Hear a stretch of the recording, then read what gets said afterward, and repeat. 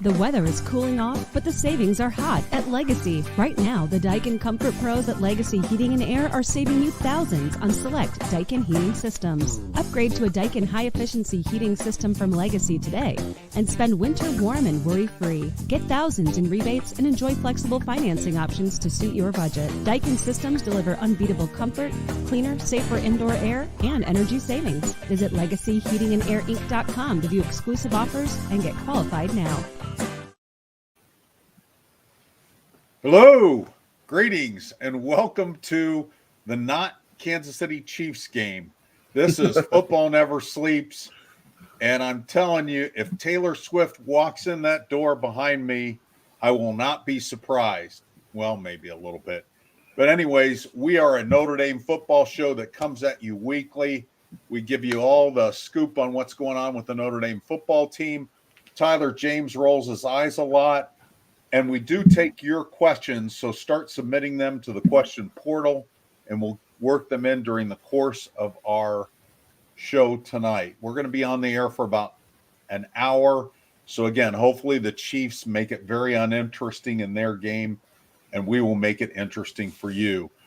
And with that, I'm going to hand it over to Tyler because I don't know how to tell you how to sign up for anything. Well, that is what I'm here for, Eric, and to keep you in line. If you are new to the YouTube experience and live shows, you should have a chat box to the right-hand side if you're on a desktop of some sort. Make sure you've clicked through to YouTube or the YouTube app rather than watching us embedded somewhere so you can comment or submit questions because we will answer them throughout the show. If you're on a mobile device of some sort, that chat box comment section should be below our talking heads. And one thing we'd like you to sign up for, if you haven't already, is our free trial of Inside ND Sports on InsideNDSports.com. You can get a 30-day free trial if you use the promo code NDYT. That is a code that is exclusive to our YouTube audience. And if you do that when you sign up, you will get access to our premium analysis and recruiting coverage and special access to us over on the Insider Lounge. I know Eric loves spending time with our subscribers over there. And so they're nice to me. There's a link to sign up in the video description below, and it should put in the code for you, but make sure you put in that code if it doesn't, NDYT, and you'll get access to everything you want to know about Notre Dame football and everything that we are reporting, and that's where we report it first.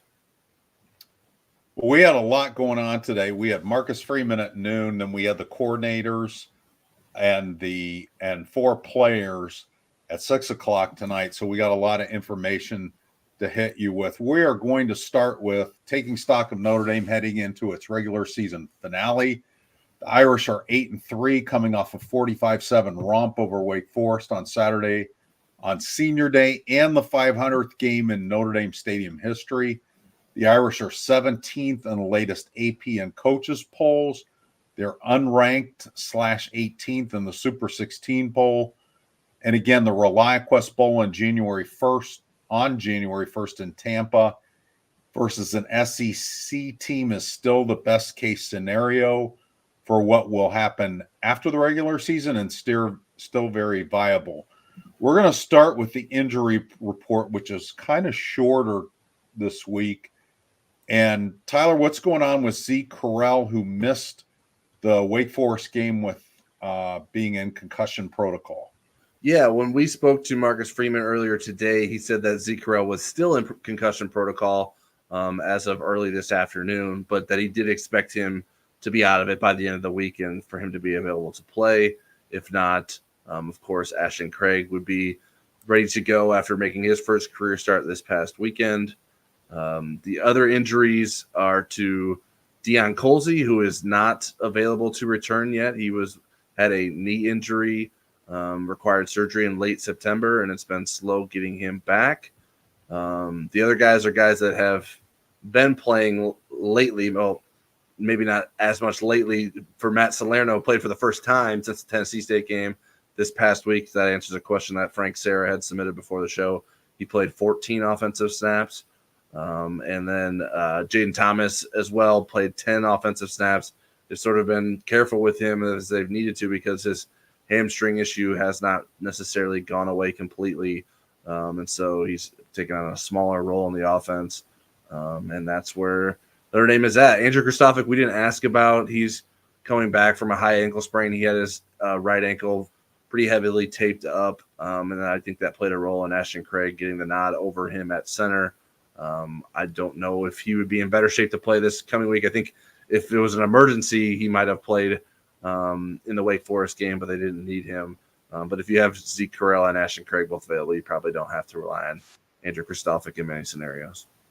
Yeah, there's an art to asking Marcus Freeman injury questions, and he was asked kind of about Andrew Kristofic in the Thursday Zoom last week. It was just kind of like, hey, do you have any injuries still or whatever? And he came back with everybody is expected to go except for Zeke Correll but that would have included Andrew Kristofic. We assumed it did, but you're never quite sure unless you ask specifically. And again, he didn't say anything about Matt Salerno coming back either. So but let's go back to the offensive line. It was the first career start for Billy Shrouth and Ashton Craig. So I've got two questions for you there. First of all, from what you have seen so far, I don't know how much of a review you've been able to get in yet, if anything. What did you think of their play? Yeah, I haven't been able to spend as much time on it as I will before the weekends or before I sit down for a Thanksgiving meal. But I think they played fairly well. I thought Ashton Craig looks really good. He does not look to me like an inexperienced player playing center. He seems very comfortable, seems to be pretty assignment sound, and he has some good size back there. There weren't really many snap issues.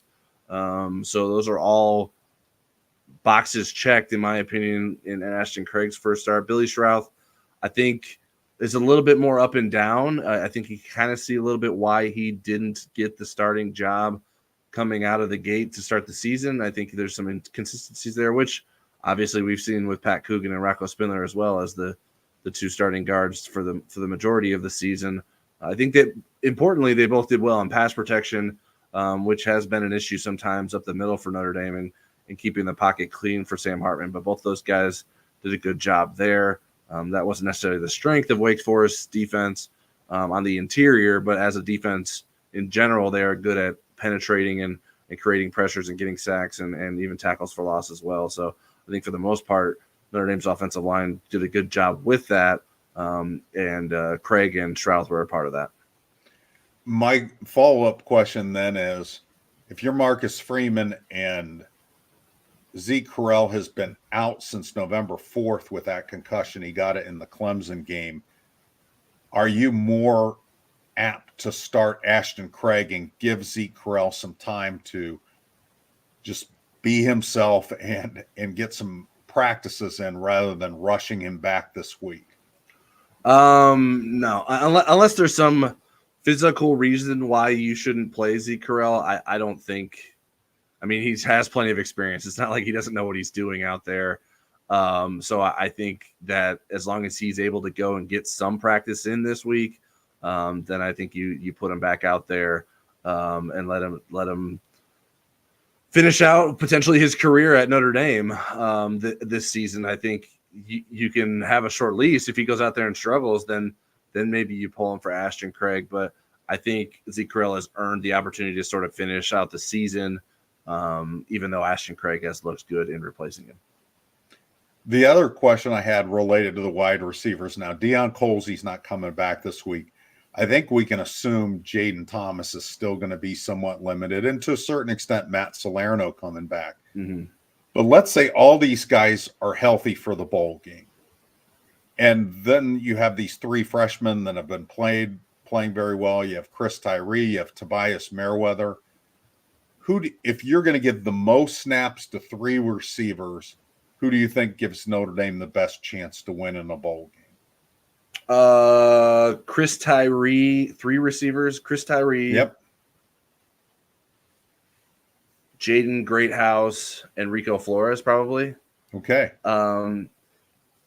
Jaden Thomas. I mean, if Jaden Thomas is good, Jaden Thomas is in that group. I just don't know where he's at. I don't know. I mean, if you're guaranteeing me he's out there with no issues, then he's in that group. I would knock Jaden Greathouse out of that group.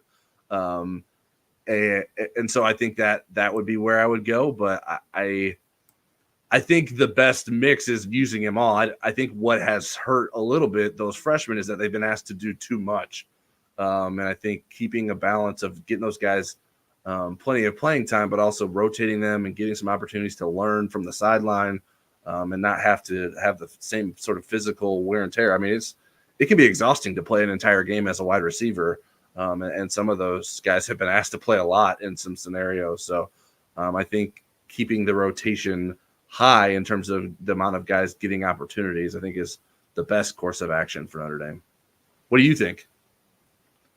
Yeah, I would say I would want Rico Flores out there. I think a guy that, I mean, I just have loved everything about him except for not knowing the nuances of the game. And I think he's getting to that point. And again, 26 catches through 11 games. There are only 4 receivers in the last 50 years that were freshmen that had more than that. And one of them won a Heisman Trophy. That's Tim Brown. And one of them was Michael Floyd. So, I mean, I think he's earned being on the field, and I have confidence in him. As far as the other two, I would read it the same way. I would say Greathouse and Tyree give you the best chance to win. I just think Deion Colsey's missed too much time to be a starter. Jaden Thomas, if he's the Jaden Thomas we saw in August and early September, then I'd say I would put him in there and either have Greathouse or Tyree coming in a relief role or a rotational role. But yeah, I think those freshmen have finally earned it. You know, are they going to be as consistent against Stanford? I would think so. I mean, they're still freshman-itis kind of running through their veins, and yet Stanford is one of the worst defenses and one of the worst pass defenses in the country, and we're talking bottom 5. However, they're a weird Stanford team. They've had their moments. They came back and beat Colorado in double overtime. They beat Washington State on the road in a 10-7 game, and they gave Washington, who I have been voting as the number 1 team in the country, they gave them a handful. It was 42-33 game. So they are capable of scaring teams at least and beating average teams. So Notre Dame is going to have its best efforts. Before we get into a little bit more on Stanford, I think you want to go to a question. Yeah, because it was about wide receivers, and we were talking about receivers. Mike DeVoy asked, is Deion Colsey in line for a redshirt season at this point? As long as the NCAA has the waiver and coaches are assuming this is going to be the case, they just haven't formalized it yet, that they did last year where the bowl game does not count against the 4-game limit, then he would be in line for a redshirt year. He has played in 4 games. He is not going to play in the Stanford game. And I'm going to assume that the NCAA isn't as silly as they sometimes can be and that they will approve that. Yeah, assuming that the NCAA won't be silly is maybe silly in itself, Eric, but I think you're probably right that rule will come through. That's the way Notre Dame has been operating, at least. And so it's also important. Like Colsey does have a redshirt season available. He didn't. Right. He played in more than 4 games in both of his freshman and sophomore seasons. Right. So he will be in line with that, having only played in 4 games so far. And as Marcus Freeman said, won't play in the Stanford game. So then he has made redshirt status. As long as that rule goes through. I mean, even if it doesn't go through, if he doesn't play in the bowl game, then he would still be a redshirt as well. Right. The thing is, I think guys his age and younger are going to be more careful about taking those redshirt years in that they will evaluate it more strongly, because that's the first class that doesn't have the COVID exemption. So they will have 5 years. It'll go back to 5 years to play for.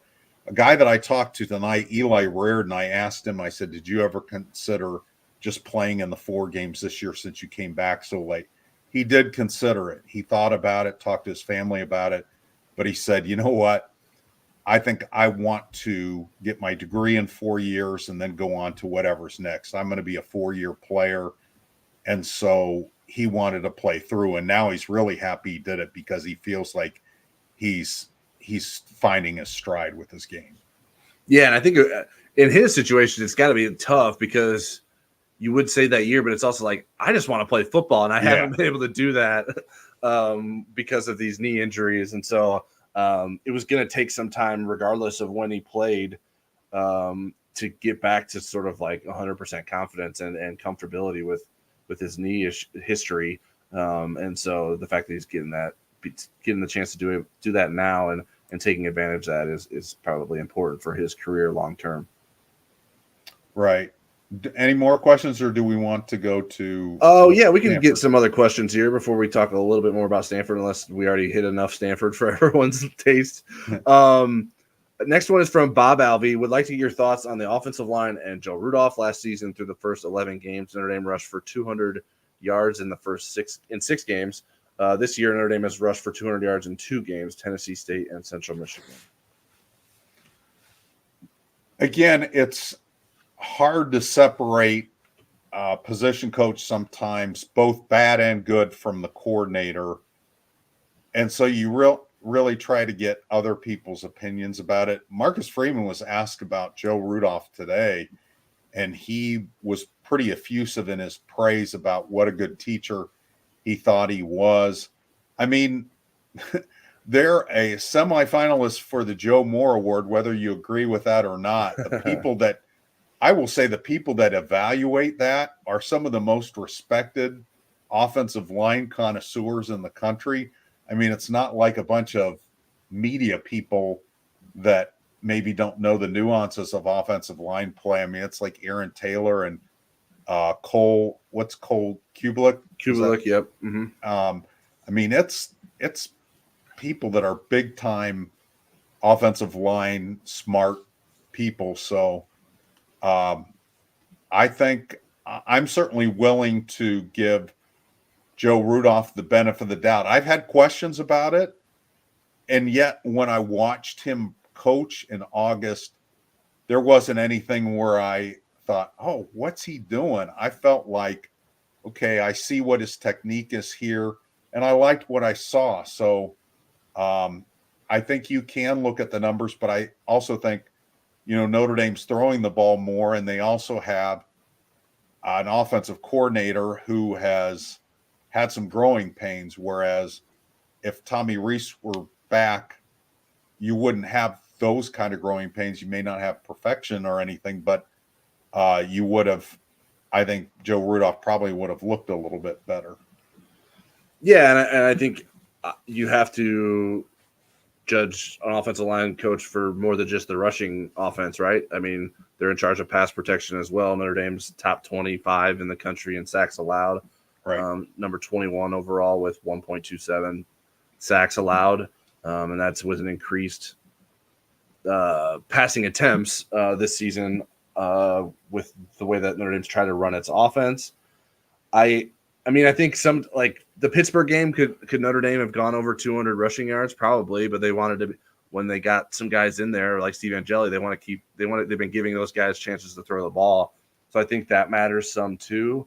I know there have been instances where they've been keeping Audric Estime in the game to sort of get over 100 yards, but I think in general the offense has been a little bit more aggressive than it has like last year when they Tommy Rees leaves the press box and just says "run duo till you can't breathe" or whatever. I don't remember the exact quote, but they were closing out games by running the football a lot last year, and I think that had something to do with it.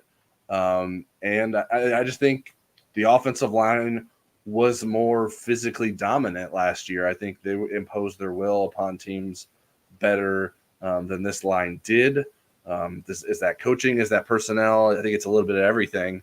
And I think Notre Dame's been, even though Notre Dame's passing game wasn't exactly elite last year, Tommy Rees seemed to come up with better answers to find room to run against different looks or create different looks from the defense that allowed you to have winning looks. Whereas I feel like Notre Dame too many times has allowed defenses to stack the box and not really had an answer for it, and that really hurt them through the middle of the season. And I think maybe Notre Dame's getting better with that as we move on for the close of the season with some play action that we saw against Wake Forest. But I think those all go in. I think there's been some good and some bad for Joe Rudolph as the offensive line coach in his first year here, and I wouldn't begrudge anyone for saying, well, what exactly do we have here? Although I think he has a long resume, but I do also don't. I think the praise, not that Marcus Freeman shouldn't have praised him in the way he did, but I don't know that I would be as flowery in my praise for Joe Rudolph for what he's done this season. What do you think, Eric? Oh, I think you're capable of being flowery. I think the hardest thing for Joe Rudolph is being compared to Harry Hiestand. Yeah. There's nobody, I think, probably coaching college football right now that you could say, well, he's Harry Hiestand's peer. Maybe, one or two guys, and I couldn't think off the top of my head who they were. But when Harry left, Joe Rudolph was in that group of offensive line coaches people felt like were in the next tier down from Harry. And so, again, he did get in very late. He had an offensive coordinator that had a very late start in putting in the offense. He was, got a late start on the recruiting cycle. So I think I'm kind of looking at this year as, okay, let's see what next year looks like. Kind of like with Al Golden. He got in very late. There were some good and bad with him in the first year, and then the second year he really hit a stride. Mm-hmm. If that doesn't happen with Joe Rudolph, I'll be more surprised than not. And then I think we can make a more thorough evaluation. All right. Michael McFadden asked, tough being a coach and pleasing everyone, but winning by 5 scores before putting in quarterback Steve Angeli for one series, leaving running back Audric Estime till the fourth quarter. How can you build experience for the backups? And then Michael McFadden followed that up with, am I being too critical of Coach Freeman? Be honest, guys. No problem at all. Thanks.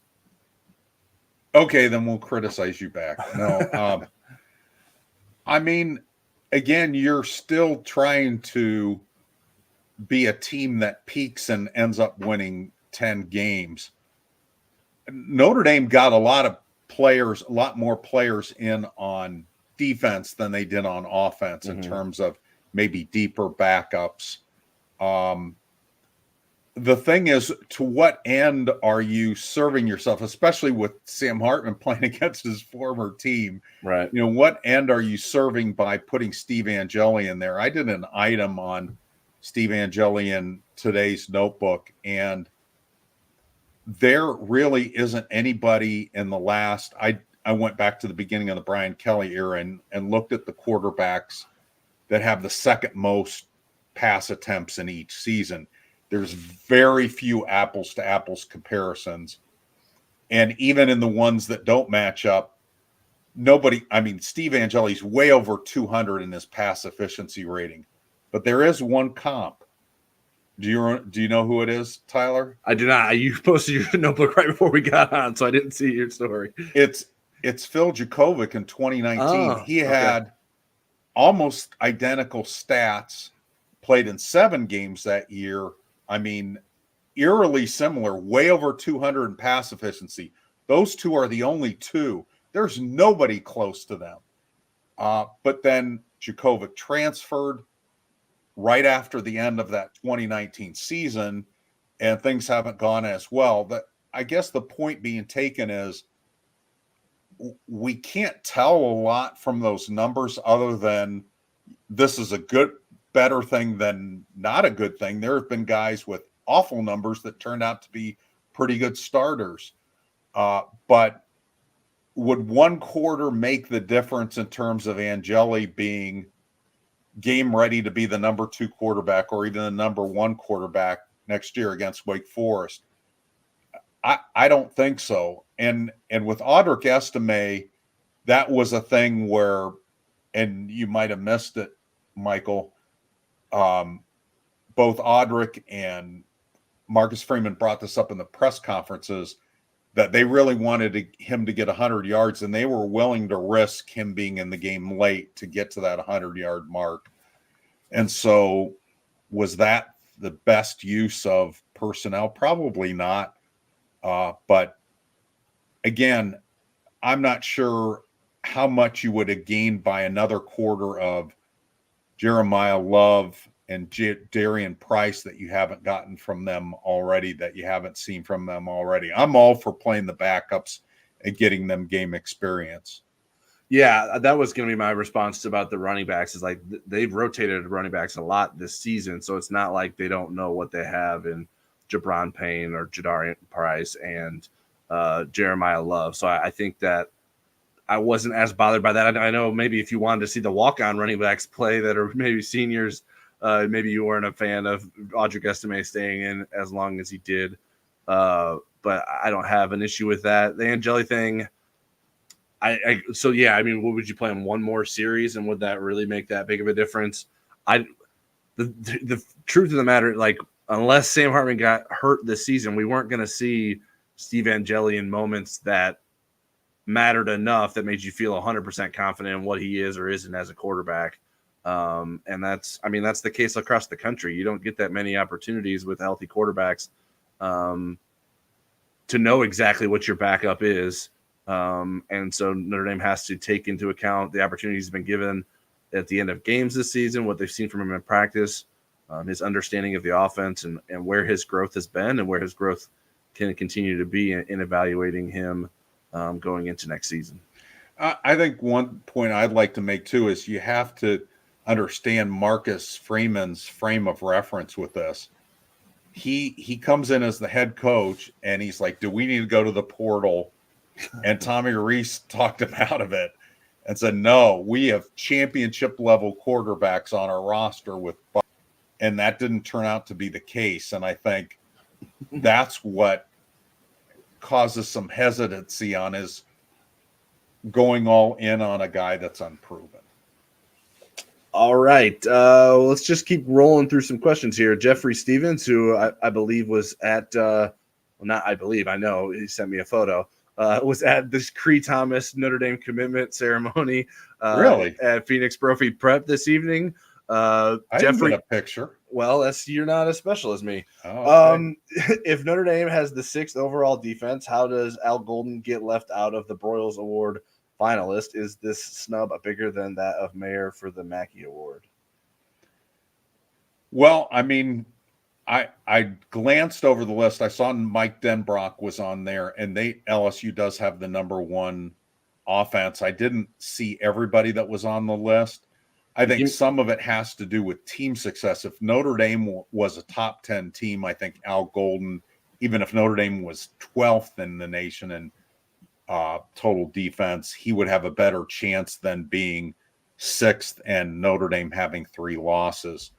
But I was surprised. I thought he merited being on that 15 cut down to 15 today. Yeah, and I'll tell you the other defensive coordinators that made it. Florida State defensive coordinator Adam Fuller, Iowa defensive coordinator Phil Parker, Parker's good.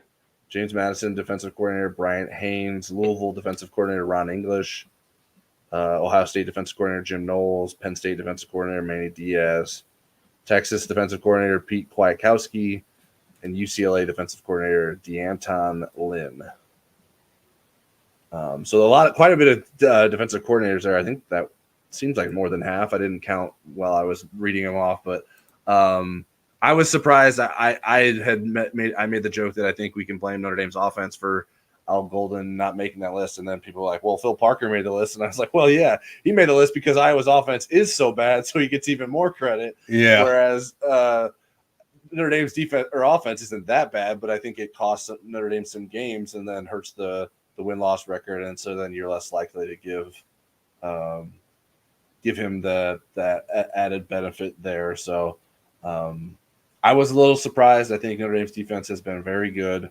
The 3 losses I don't think were on the defense, although the Louisville game was certainly probably Notre Dame's worst defensive performance of those 3 games, even though the Clemson game was a little bit disappointing in the rushing yards that they were able to give up.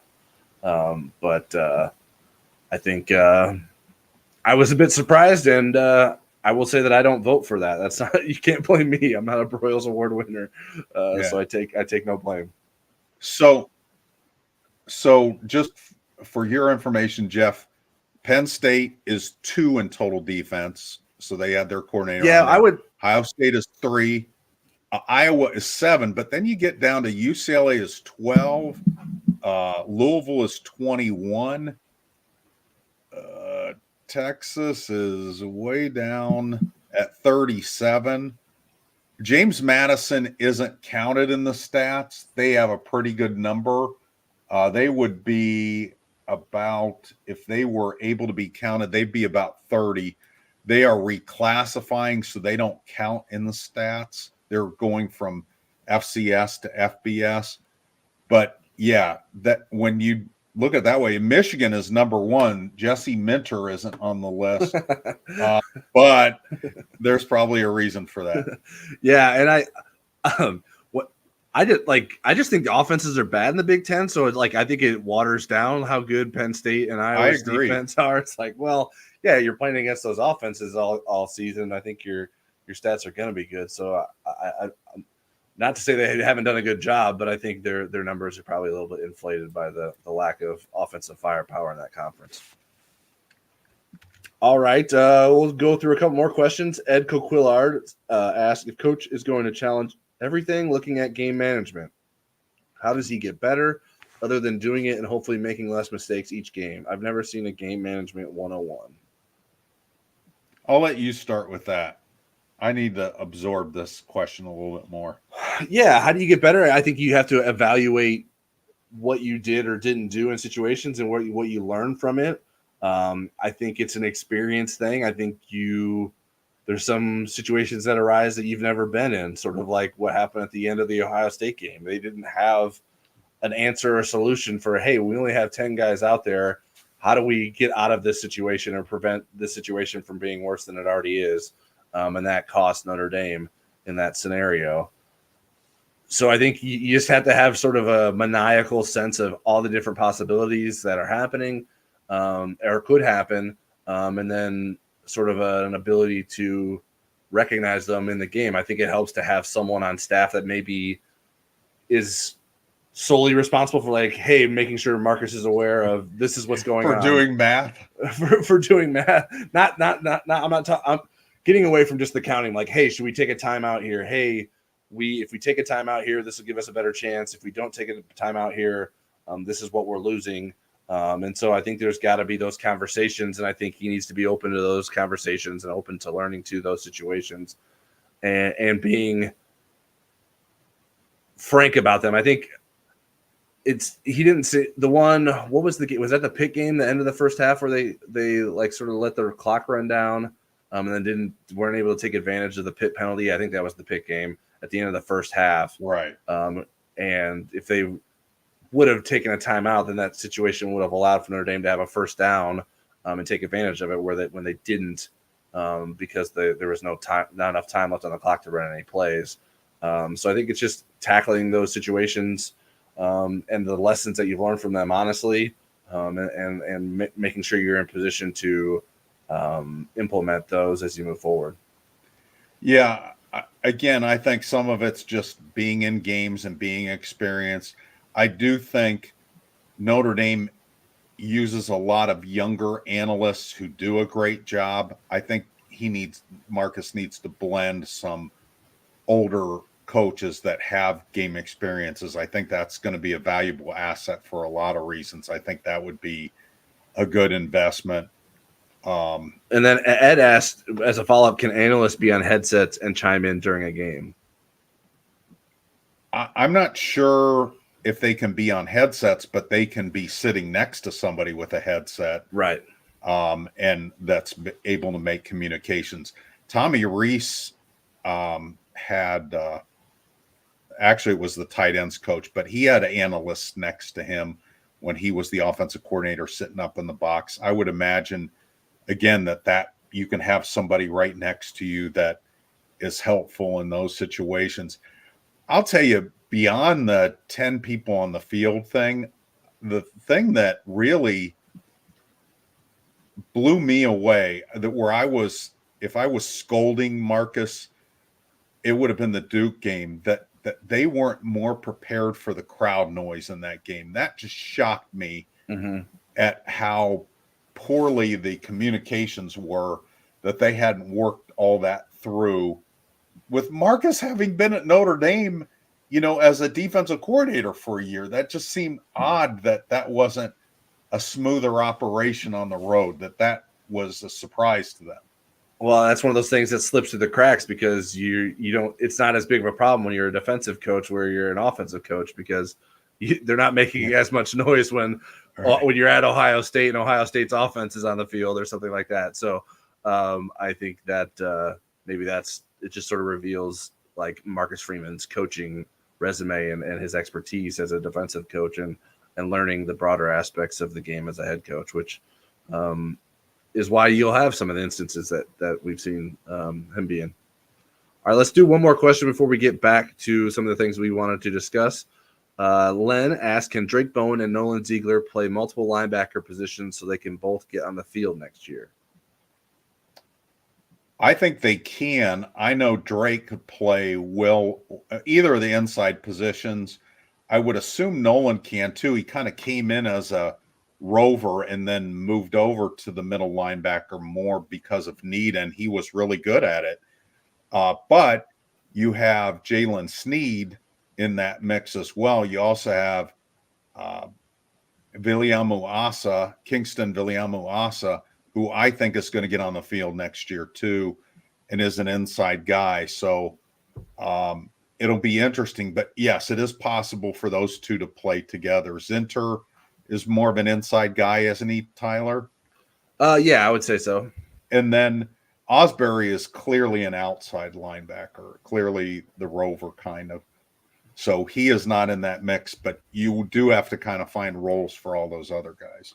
Yeah, I don't think Drake or Nolan will be rover candidates, but yeah, they could play either of the two inside linebacker positions.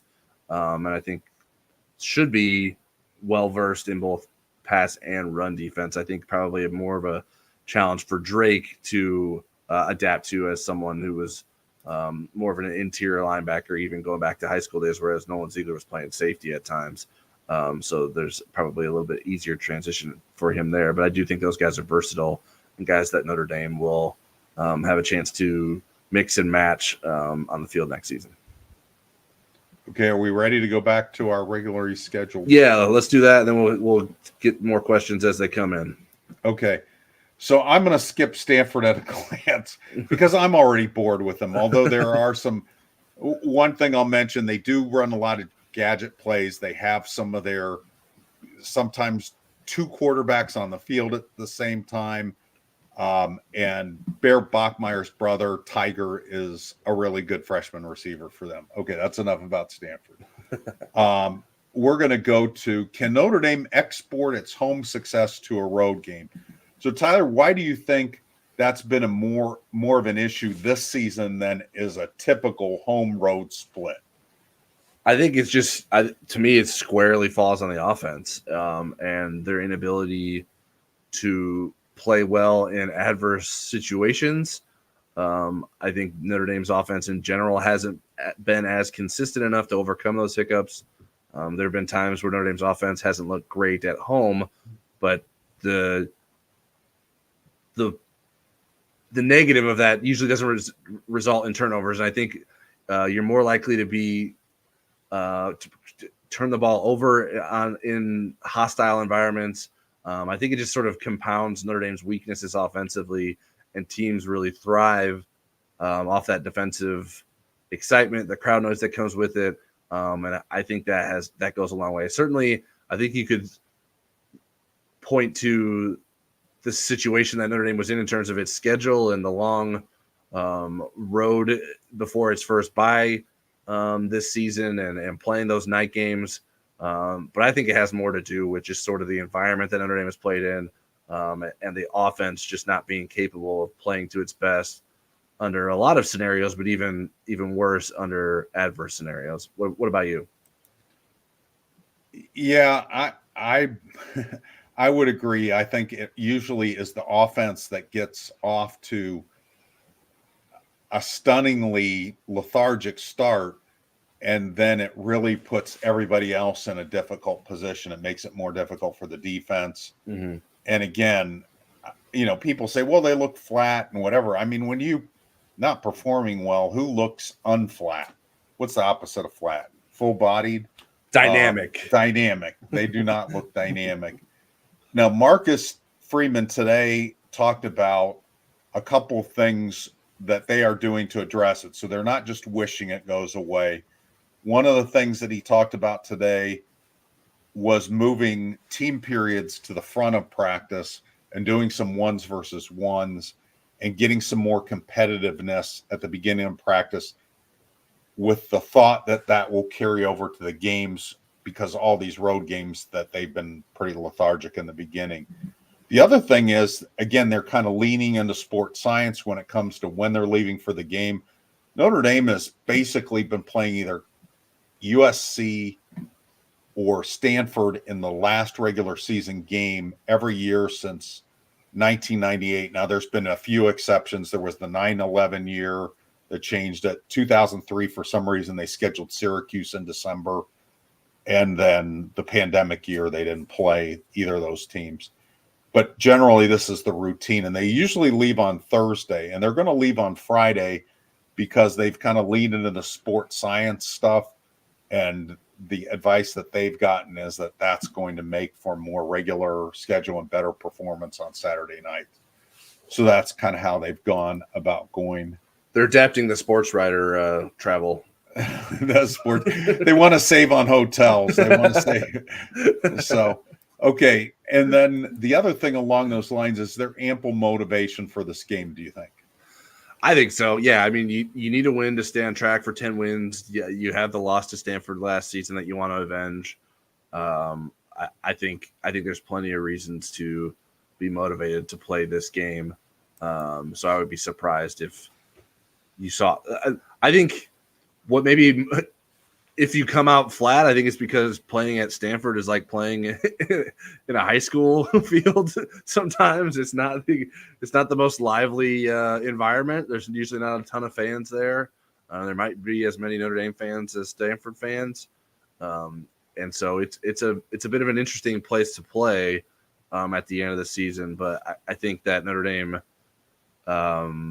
shouldn't be unmotivated going into this game.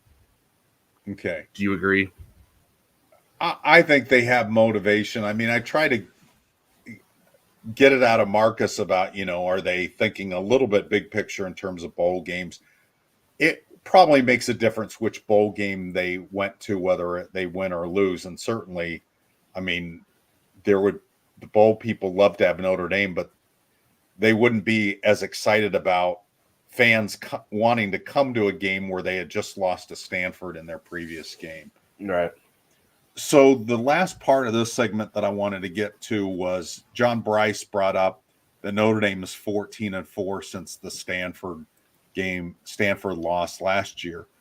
My question is a little bit different than the one he asked Marcus, and I'll pose this to you. Is the program better off, and is Marcus clearly a better version of himself than after the Stanford loss last October? I would say in some ways yes, and in some ways no. I don't know that there's a clean cut answer to this. I think at least this season the team hasn't lost to a terrible team this year, or a team that is obviously better than. I think as we've seen as the season has gone on, Louisville is a good team. I know Louisville is not playing a bunch of powerhouse programs. But Louisville really took it to Notre Dame, and that wasn't just like a random Louisville performance. They certainly haven't haven't looked as good in a game this season as they did against Notre Dame, but Louisville is capable of playing at a high level, and I think Louisville is a far greater team than Stanford and Marshall was last season. But I think in terms of is the program better off? Like, the offense is still struggling. Like, it's in someone else's hands now. It's not Tommy Rees. It's Jared Parker, but that continues to be what is holding Notre Dame back from reaching its goals, I believe.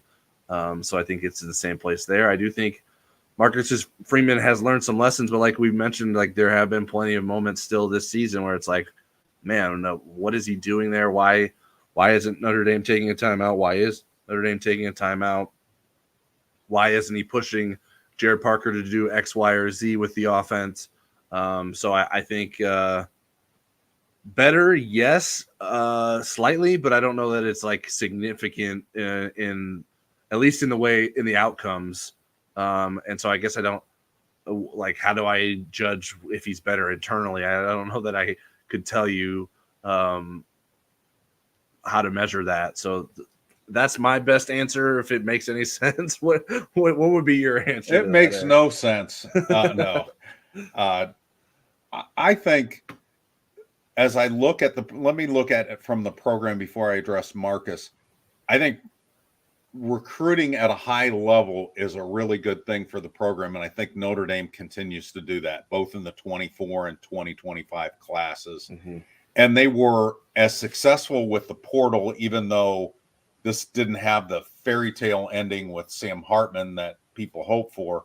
I still think they got some pretty good guys out of the portal, in addition to Hartman, including Thomas Harper and Javonte Jean-Baptiste. Yeah. Notre Dame was notorious for getting clunkers out of the portal early on when they started dipping into the transfer market.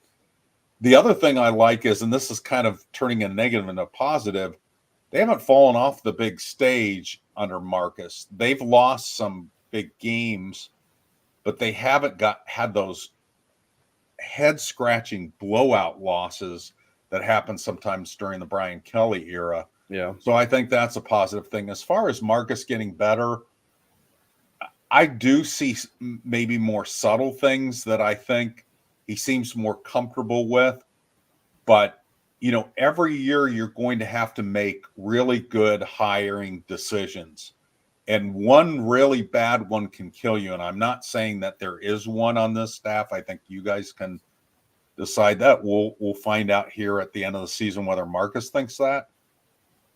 But Brian Van Gorder almost pulled Brian Kelly down. I mean, almost ended the Brian Kelly era. Yeah. And so you have to get these assistant coaches right. And by and large, Marcus has made some pretty good hires.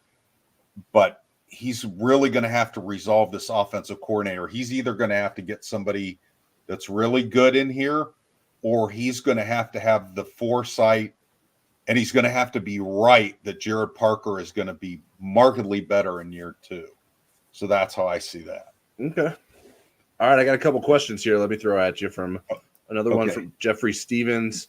How do you guys evaluate Max Bullis' work with the linebackers? Will he be looking for a permanent position coach spot in the offseason? I think that depends on what happens with Al Golden. I know I spent a lot of time with Al Golden on Tuesday nights this year, and without being asked about, Al Golden brought up Shane Bullis' name a lot, and I know the players have brought him up as well. The linebackers have brought him up as well. But I would think he would be in line for a possible, where he's full-fledged. He's not a graduate assistant. Now, again, the NCAA is contemplating on taking the lines away and deregulating assistant coaches and having, not a set number. And that could play into all this too. I think he'll get job offers, but if Al Golden leaves and let's say Mike Mickens becomes the defensive coordinator, there's a chance they would offer Bola a chance to stay on the staff. Yeah, I chuckle a little bit because you called him Shane, which is his dad. Yes, his dad's name. I knew I was going to do that. That's what happens when you get these multiple generations. I knew I was going to call him Shane at some point. And I almost made it through the season without doing that. And Shane was a linebacker at Michigan State.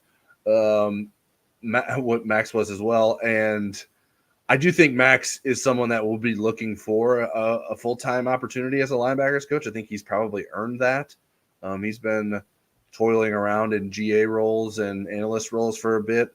At good places. At good places too. And so I'm sure he values the experience he's been having, because he, in most senses, he's basically he's not, what his responsibilities are pretty much like what a typical linebackers coach are, because they allow him to do that and let Al Golden be a very defensive coordinator oriented coach. So I'm sure he'd like to get paid like a full-time coach rather than what he's being paid. But I do think he's probably valued that experience. So yeah, I think it probably depends on what happens with Notre Dame's defensive coaching staff next year.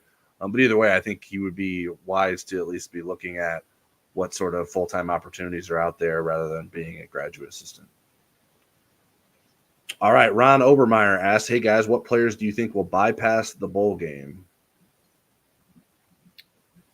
I think it depends on what bowl game they're in. Like if they beat Stanford and they're playing in the ReliaQuest Bowl, I don't think and they were playing LSU, I don't think there's a single Brian Kelly recruit that would skip that game. Mm-hmm. If they're playing somebody else in that bowl, like Tennessee, or if they're playing in the Pop-Tarts Bowl, I mean, maybe Joe Alt. I don't think that there's going to be, other than maybe somebody that says, I'm going in the portal, I don't want to risk an injury. I don't see that there being high enough draft pick status. Like, I don't think Sam Hartman will skip. I don't think Howard Cross or Riley Mills or Kim Hart would skip. But I don't know. I mean, Notre Dame hasn't had a lot of those guys. Yeah, Javonte Jean-Baptiste was actually asked straight up about it tonight at player interviews, okay. And he didn't answer it. He was like non-committal, okay. So that wasn't someone that I would have had on my list as someone that might not play. But yeah, he's a grad transfer mercenary, right? Like, there's no, like, if he got out of the situation what he wanted, I guess I wouldn't fault him for maybe not wanting to play and risk injury in one last game where you've got through the season without having to have that happen to you. He didn't, certainly I wouldn't, he's not necessarily going to be motivated by Brian Kelly either. Right. I said Brian Kelly recruits. Right. Yeah, I know. So maybe there are some guys like that. I'm motivated by Brian Kelly. I think it's too hard to know without what the bowl game is. I think then we could be better guessers at it. I do think for the most part, a lot of guys will play unless I think there probably will be some transfer portal guys that don't play. I think we're going to see that every year now, guys that are like, all right, I'm heading to the transfer portal and I'm not waiting for the bowl season to get finished to go through that process. And some of the bowls are trying to funnel NIL money into incentivizing the bowl game. The Duke's Mayo Bowl, I think, is the first one that lines something up with that. Yeah, I mean, I think that's going to need to be shown in action rather than talked about before it actually sells anyone on the reason and not just like free mayonnaise for life. Yeah. Next one is a comment rather than a question from Roosevelt Carney. I'm sorry if you think Notre Dame is going to beat the elite teams with a Bowen and Ziegler. You must be crazy. You can't recruit SEC talent. I would just say, Roosevelt Carney, that Drake Bowen had offers from Arkansas, Auburn, Kentucky, LSU, Mississippi, South Carolina, Tennessee, Texas A&M. So those are all SEC schools in the future. So he had SEC opportunities. So I think that's not a fair line of criticism that you're coming at with there, Roosevelt. Right. And Ziegler is a guy that was a tremendous athlete that played other positions, wide receiver and safety, that I think is developing into a really good linebacker. Jaden Osbury had SEC offers, including LSU, which is in his own backyard. Kingston Viliamu-Asa was recruited by everybody. So I think the linebacker talent, the young linebacker talent, is pretty exciting. And I'll tell you, if Cody Bahoun's Bodie Coon. Bodie Cahoon. Did I call him Cody Bahoon? Yes. Bodie Balloon. His numbers, his statistics from this year. Now, again, I don't know what the football's like in Roanoke, Virginia, but it's scary how consistently he was around 18 to 22 tackles a game. And there may be a sleeper with him. So I think Notre Dame is moving in the right direction with linebacker talent. I think we have to call him Cody Bahoon for the rest of his career now. Absolutely. I think that was worse than Shane Bulla. All right, that's all the questions we got. If you guys have more questions, I guess you can submit them last minute here. We're going to wrap up here shortly. Is there anything else you want to touch on before we get out of here, Eric? Let's do just a few rapid fire quick questions. Don't fire them back at me. Just we'll go with you. All right. Okay, Notre Dame was able to have some success with RPOs and play action in the Wake Forest game. Do we expect to see more of this in the Stanford game? Yeah, I don't know why not, although I don't know exactly why not. It wasn't a bigger plan, part of the plan in previous games. I think teams have been stacking the box for months, so it's only right for Notre Dame to take advantage of that. Communication issues at the end of the first half that probably turned a touchdown into a field goal. And after the onside kick that turned into an ugly 3-and-out, understandable or puzzling? Puzzling. How do you not have a plan coming out of the halftime? And then after the spike, I understand there's a miscommunication, but there should be a way that Sam Hartman can get him out of the situation. I guess maybe he realized the error too late. But yeah, those are bad situations that Notre Dame has to get fixed. Did the Wake Forest game alter your thinking about Jared Parker, alter it about his future? I think I'd be crazy to have one game against Wake Forest change my overall views on it. I've always felt a game plan like that was possible. I don't totally understand why it hasn't been like that previously. So yeah, I'm not going to necessarily change my tune based on that one game. Are we underselling Steve Angeli's viability to win the job in the spring? I don't want to speak for everyone. I would say myself, I have been probably. I don't know that I'm going to continue doing that moving forward. I think he keeps mounting more and more evidence that he can be something. I had doubts that he would ever become anything. I think that's maybe that's I think some bias based on my previous thoughts of Steve Angeli. I don't know that I would still necessarily feel comfortable with him being absolutely the guy. I think you go out and get a grad transfer and you let them compete and see who's the better quarterback. Do you like what we're hearing about the NBC deal?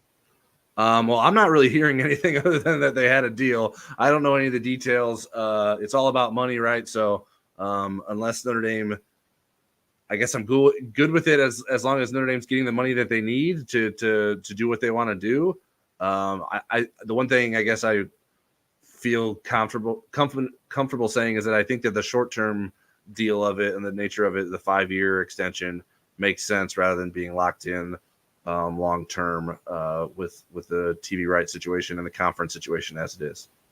2 more, and then we'll have a little recruiting nugget and go back to the questions if you want to do that. Anything strike you at the player coordinator interviews tonight?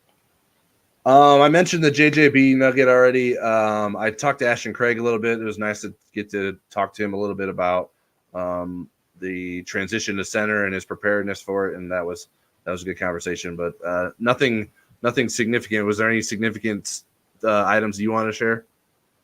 Eli was pretty interesting about the mental hurdles that he had to overcome. He mentioned he worked with a sports psychologist, and he said, the second ACL tear was really way harder than the first, both from a physical standpoint and from a mental standpoint. But he is feeling it now. He feels like he's back, and he's pretty excited. And then Al Golden had some interesting nuggets. He got asked about being a candidate for the Syracuse job. He didn't want anything to do with that. He was asked about Xavier Watts. Do you need to talk him into coming back? He said, I wouldn't do that to anybody. He goes, I just want to give them their information and let them make their own decisions. All right. And then what are you thankful for in terms of Notre Dame's 2023 football season? Oh man, every time this gets asked at a press conference, I look down the floor because I'm too embarrassed to see anyone else's reaction to it. I am thankful for getting to watch Joe Alt play football on a weekly basis. I think that's above everything else. So that's what I'm going with. What are you thankful for, Eric? That you didn't even know about this, that Marcus Freeman didn't hit me driving on the sidewalk today when I was walking to the press conference. That's a good thing to be thankful for. I was going to ask him about it in the press conference, but I figured nobody would know what I was talking about. So, well, I'm thankful for that. I'm thankful for that too, as well. I should add that. Okay, so what do we get with recruiting today? There was a recruiting nugget today. What happened? Yeah, Creed Thomas, cornerback from Phoenix Brophy Prep, committed to Notre Dame. That's the same high school that produced Benjamin Morrison, 6'1", 170 pounds, the number 31 cornerback in the 2025 class. A good get for Notre Dame secondary. Notre Dame's piling up some 3-stars in that class, but I have a feeling that those 3 stars will probably turn into 4 stars after the junior seasons for many of these guys. Okay, so do we have any more questions, or do we? I don't think so. Wrap it up No, here? Roosevelt Carney just wants to argue about Georgia and Alabama, but I don't know what. We don't need to do that. Okay. Well, we want to thank Legacy Heating and Air for sponsoring us. And again, if you have any questions about Legacy here, leave them in the comments and I'll answer them because I love those guys. We want to thank you for watching during the Kansas City Chiefs game and maybe even Taylor Swift Fest. I'm sorry that she was unable to make it on the show tonight with us. You're going to make it like Matt Damon on Jimmy Kimmel's show? Yeah. We had to bump her because Tyler's answer to the thankful question went too long. Otherwise, we would have had a Taylor Swift segment. And maybe next week, Tyler will sing a Taylor Swift song for y'all. No, not a chance. Maybe if we get 1 billion people to sign up for InsideNDSports.com. Like we mentioned at the top of the show, you can use the promo code NDYT for a 30-day free trial. You can check out what a subscription is like to our sites, get access to us on the Insider Lounge and our community there. We are planning to record our Inside ND Sports podcast on Tuesday. We'll be back here for Place Your Bets on Friday to preview the Stanford game. And then we'll be back after the game with a post time, probably Sunday morning, with our post game takeaways. And I hope you all have a happy Thanksgiving.